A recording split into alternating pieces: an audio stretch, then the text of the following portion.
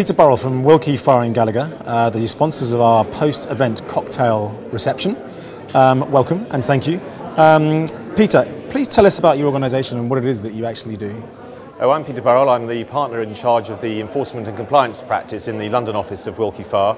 The London office has recently opened as far as the enforcement and compliance practice is concerned. We decided about a year ago that our clients, and our multinational clients in particular, needed advice and assistance with both the Foreign Corrupt Practices Act and the Bribery Act. We wanted to be able to have a leading practice on both sides of the Atlantic, and therefore I decided to join Wilkie Fire and to join their thriving enforcement and compliance practice in the US, and to make sure that we could provide clients with a service on both sides of the Atlantic.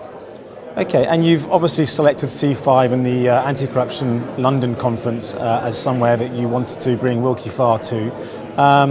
What was the main reason behind choosing this conference?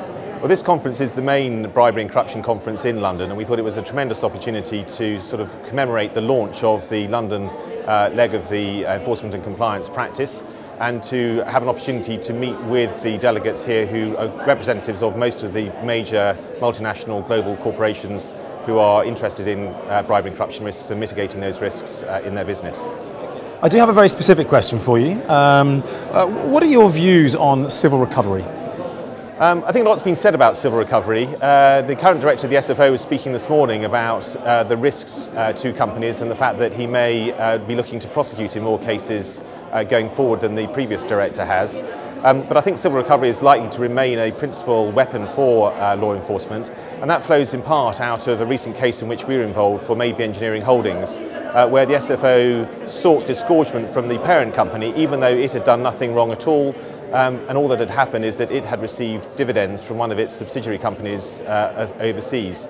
And this is a case where, therefore, the SFO did not have to prove that it had committed bribery and corruption. It didn't have to prove that it had inadequate procedures, and all that it had to show was that the monies had flowed up to the company in the UK. And I can see that this is going to be a way for the SFO to bring actions and to pursue companies going forwards. Well, thank you very much for joining us today. I'm aware that you are going to be presenting at this conference, and of course we hope to join you for a cocktail a little bit later on. Thank you very much.